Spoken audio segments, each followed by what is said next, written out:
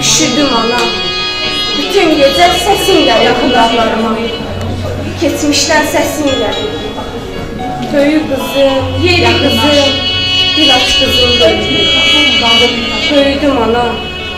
Tarixin ən amansız illərində böyüdüm. Dil açdım ana. Həyatın ən çətin yollarında yeridim ana. Amansızca vuran oldu, yıxılıb qalxdığım oldu. Qalxdım qalxmadım, amma canım çox ağırdı. Qəlbim çox ağırdı ana. Sən mənə bu dünyada qadın olmanın belə çətin olduğunu deməmişdin axı. Namusunla yaşamaq, haqq bildiyini söyləmək istəsən, qadın olmanın bədəli çox ağırmış ana. Sən mənə belə deməmişdin axı. Heç kimə göstərmədim gözyaşlarımı. İçimə axıtmağı öyrəndim ana. Xoşbəxtliyi oynamağı, ürəyim ovucumdayken başım dimdik gəzməyi, məni vuranları sevindirməmək üçün yıxılmamağı öyrəndim ana. Yalandan gülməyi elə öyrəndim ki, gülməyin əslini unuttum. Xoşbəxtliyi oynamağı elə öyrəndim ki, xoşbəxtlik necə olur əslində, unuttum. Bu gecə səsim gəlirdi qulaqlarıma, mənə nağıl danışırdı. Xeyrim həmişə şərə qalib gələcəyini deyirdi. Mən düz 36 il xeyrin qələbəsini gözlədim ona. Şər qalib gələndə ağladım ana. Sənin nağılların belə qutarmırdı axı. Səni dinləyirdim ana. Biri var idi, biri yox deyirdi. Mənim nağlımda bir yoxdular, daha çox oldu axı. Böyüdüm ana, daha o qız deyiləm, ağrı və göz yaşlarıyla böyüyən qadınam. Yadındamı ana, Kəbə yolu gedirdik. Sən sakitcə dua eləyirdin, birdən səndən kimə dua elədiyini soruşdum. Üzümə baxıb, ana olanda anlarsan dedim. Mən ana olmadım ana. Amma səni az da olsa anlayabilirəm. Arxadan vuran dostları, qəlbimi verdiyim sevgilinin ögey baxışlarını görəndə anladım ana. Sən söykənə biləcəyim tək varlıqsan. Sevincimi bölüşdüm səninlə. Amma üzülməyəsən deyə kədərimi bölüşmədim ana. Kədərimdə əzilməyəsən deyə. Əslində kədərimi tək sən gördün. İlk sevdam daşa dəyəndə məni təkcə sən anladın. Mən səndə gördüm insan anlamağın necə səssiz olduğunu. Sevdiğim mənə, sən mənim heç nəyimsən deyəndən 5 dəqiqə sonra sən mənim hər şeyimsən demişdin. Sən mənə bunu deyəndə mən sənin deyil, onun hər şeyi olmaq istəyirdim, ana. Amma həmişə belə oldu.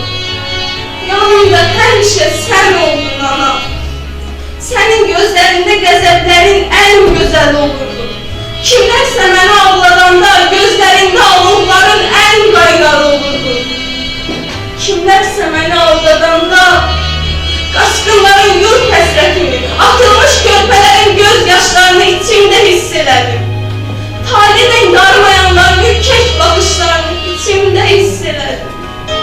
Savaşda itirdiyim dostlarımın gözlərini, arzularını heç unutmadım ana. Məni ağrılar böyüttü, daha güclü oldum. 37 yaşıma çatdım ana. Vətən uğrunda tonqala atılan jannadan, vətən uğrunda kirin başını kəsən Tomrisdən, İskəndərə ədalət dərsi keçən müşavirədən, sevgi şəhidi Leylidən daha çox yaşadım ana. Amma nə Tomris ola bildim, nə müşavə, nə janna. Leyli də ola bilmədim ana. Əvəzində sənin hər şeyin oldu. Mən uşaqlığıma apar, sonu xoşbəxtliklə qutaran nağıllar danış. Bir bağları çox olsun. 37 yaşımın ilk sabahını sənin nağıllarına inanaraq açmaq istəyirəm.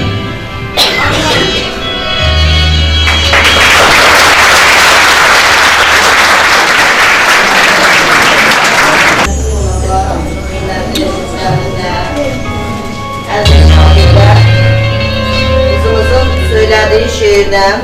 Yəqin hamıya məlum oldu ki, bugünkü tədbirimizin mövzusu nə olacaq? Yəni, bugünkü tədbirimiz analara həsr olunub, Azərbaycan qadını adlanır. Yəni, tədbirin gedişində siz tariximizdə olan tarixi obrazlarla, qadınlar obrazı ilə, möhtəşəm qadın obrazları ilə tanış olacaqsınız. Və bugün tədbirimizdə, biz bu tədbiri əslində 8 mart qabağı eləmək fikrində idik, amma müəyyən səbəblərdən deməli alınmadı və bugünkü günə keçirdik. Mənə elə gəlir ki, qadın mövzusu elə mövzudur ki, onu ayın hansı günündə, hansı tarixdə eləməyin heç bir fərqi yoxdur. Yəni, o mövzudan hər kəs, hər zaman mənə elə ki, zövq alacaqdır. Bugünkü tədbirimizdə bizim qonaqlarımız iştirak edir. Mən icazənizlə onları təqdim edeyim sizə. Deməli, Bakı Şəhər Üzrə Təhsil İdarəsinin məsləhətçisi, bizim Suraxanı rayonu məsləhətçisi Ləman xanım iştirak edir tədbirimizdə. Heydər Əliyev Fondunun nümayəndəsi Xeyran xanım iştirak edir. Yəni, çox şadıq onun buradakı iştirakına. Yeni Azərbaycan Partiyası ya Suraxanı rayon icra hakimiyyəti aparatı, icra hakimiyyəti yox, ya təşkilatı, rayon təşkilatının aparat rəhbəri Fərman müəllim iştirak edir burada. Rəşid müəllim iştirak edir, bizim bu yaxınlarda da tədbirimiz olmuşdu, Rəşid müəllim orada iştirak eləmişdi, təqdim eləmişdim. Yəni, Suraxanı rayon icra hakimiyyətində İctimai Siyasi və Humanitar Məsələlər üzrə Şöbə Müdürünün müavini, dini işlər üzrə təşkilatçısıdır, Rəşid müəllim iştirak edir və elə həmin şöbənin əməkdaşı Lamiyə xanım iştirak edir. Və qonşu məktəblərimizin direktorları buradadılar. Nizaməddin müəllim 118 nömrəli tam orta məktəb, Nəriman müəllim 76 nömrəli tam orta məktəb və Rövşən müəllim 280 nömrəli tam orta məktəb, lap ən yaxın qonşumuz. Mən gələnlərin tədbirimizdə dəvətimizi qəbul edib gələn qonaqlarımızın hər birinə sağ olun deyirəm, minnətdarlığımı bildirirəm və güman edirəm ki, onlar tədbirin sonunda vaxtlarını nahaq yerə sərf etmədiklərini haqqında düşünəcəklər. Yəni, burada maraqlı bir tədbirin şahidi olacaqlar, maraqlı, məzmunlu tədbir görəcəklər. Tədbir iştirakçılarına uğurlar arzu edirəm və tədbirimizi açıq edirəm.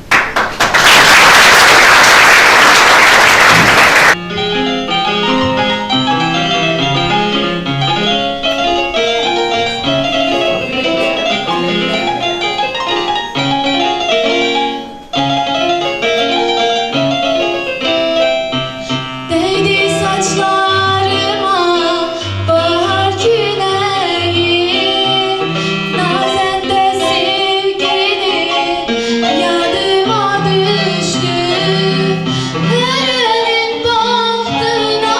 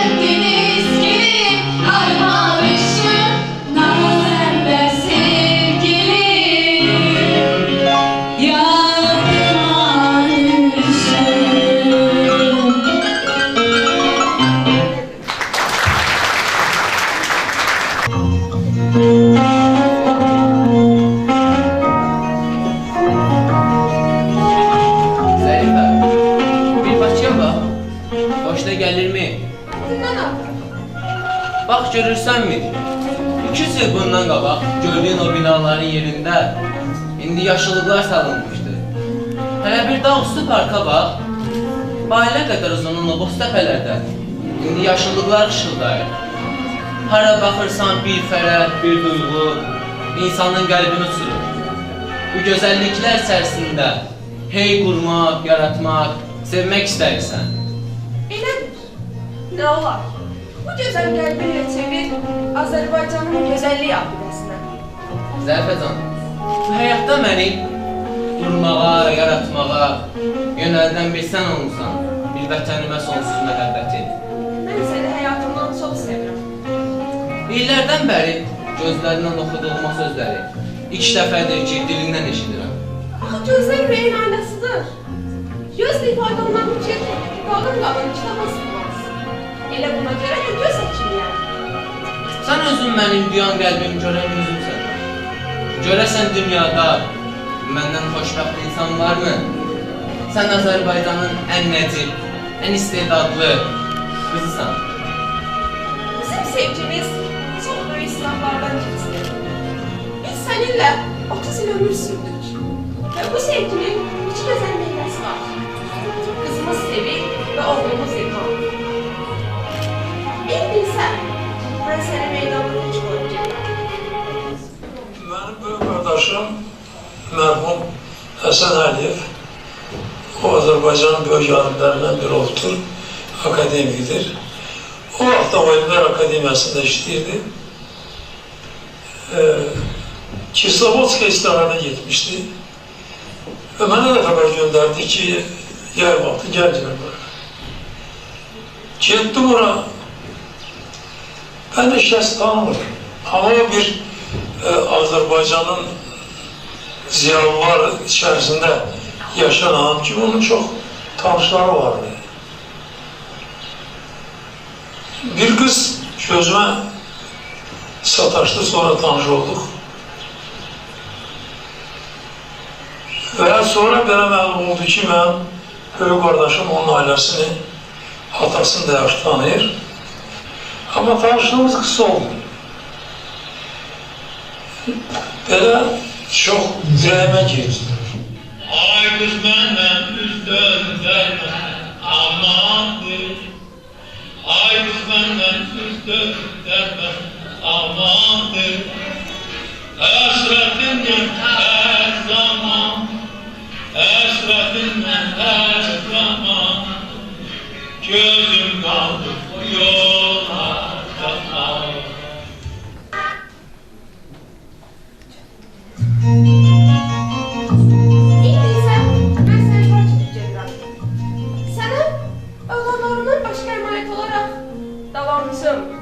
Göz nuru, qəhrəman gəlinim mehribanımı qoyuram.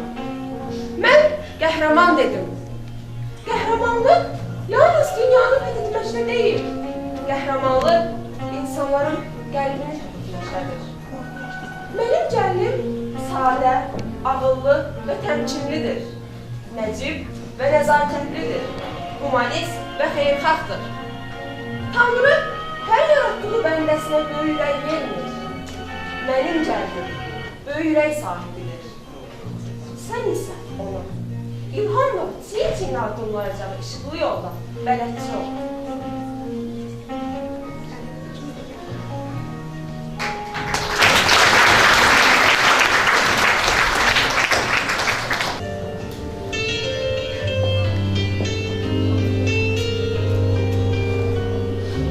Mənim ağıllı gəlinim.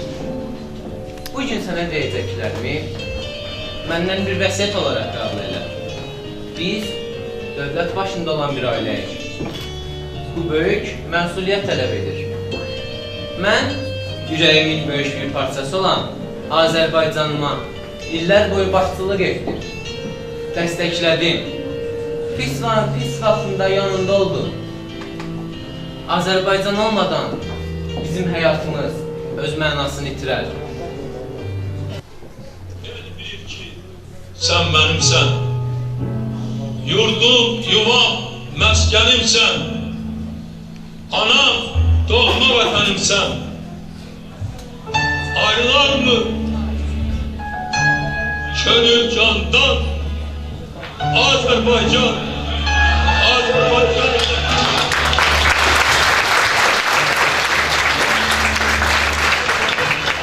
Əgər məndən sonra xalqım ilhamı bu böyük ali vəzifəyə layiq bilərsə, məndən sənə olan vəsiyyətim, dövlətimizi, uşaqları, milli dəyərlərimizi qoruyun, bayrağımızı qoruyun.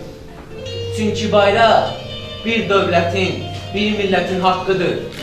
Ayaqlar altına atılmaz, tapdanmaz. Ata, mən sənə söz verirəm ki, Azərbaycan bizə əmanət olarsa, sənin başladığın işə davam etməyə, həyatımızı vətənimizin parlaq gələcəyinə həsr edəcəyik. Qızım, ta əsrlərdən bəri biz bilirik ki, Azərbaycan anaları ölən hər şəhidin yerinə 10 igid zəngavər böyüdür.